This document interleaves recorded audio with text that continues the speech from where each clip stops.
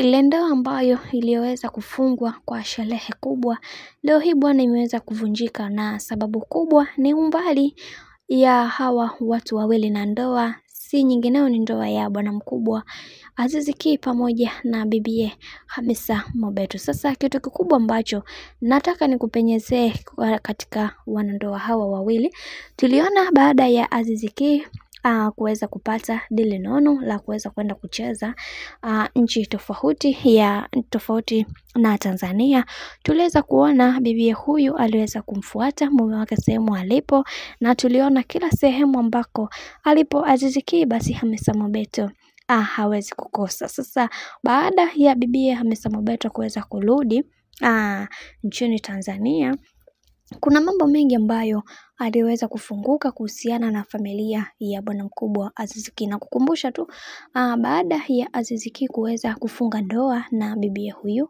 ambaye ni Hamisa Mobeto, tuliona familia ya bwana mkubwa Azizi Ki haikuweza kufika katika eneo hilo husika, lakini pia tuliona wengi waliweza kusema kwamba Azizi Ki mama yake hakuweza kufurahishwa na kuweza kumuoa bibie huyu ambaye ni Hamisa Mobeto. Mambo yalikuwa mengi sana, lakini kubwa zaidi liliweza kusemekana kwamba Hamisa Mobeto mama yake mzazi hakuwa anamtaka hata kidogo.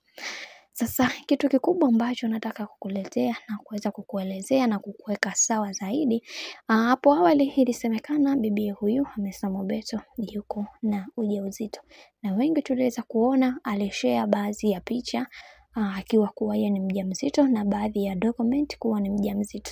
Sasa issue kubwa ambayo inavyosemekana kuwa ule ujauzito ambao alikuwa nao Hamisa Mobeto si wa Azizi Ki, na hiyo ndio sababu ya mama mzazi wa bwana mkubwa ambaye Azizi Ki kuweza kumchukia Hamisa Mobeto. Lakini pia nakukumbusha kuwa mama Azizi Ki alikuwa anaonesha tabasamu kubwa kwa Hamisa Mobeto, hasa wakiwa wote pamoja, lakini mama huyu kiukweli ndani ya moyo wake unavuja damu, kwa sababu anajua mtoto wake ameweza kuoa bomo. Sasa leo hii bwana Hamisa Mobeto ameweza kufunguka, amedai kwamba mapenzi ya mbali kiukweli siwezi kuyaweza, lakini pia Azizi Ki mara nyingi huwa anajikipu bize na mambo yake ya mipira. Kiukweli inachosha na inakera, nimeshindwa kuvumilia, nimeona ni bora niweze kurudi Tanzania niendelee na kazi zangu kwanza, ndoa haina umuhimu wowote katika upande wangu. Sasa baada ya kauli hiyo, wengi waliweza kushtushwa na hii taarifa, lakini binafsi yeye ameweza kujiwahi, ila inavyosemekana kuwa bibi huyu ujauzito ambao aliweza kubeba si wa Azizi Ki. Sasa tumeweza kuona mama mzazi wa Azizi Ki kwa upande wake pia aliweza kufunguka na kusema kwamba kuna mabinti ambao ni washenzi sana kiukweli. Unajua kwamba ujauzito ambao uliobeba si wa mtu husika, lakini bado unambebeshea kwamba ujauzito huu ni wa kwake.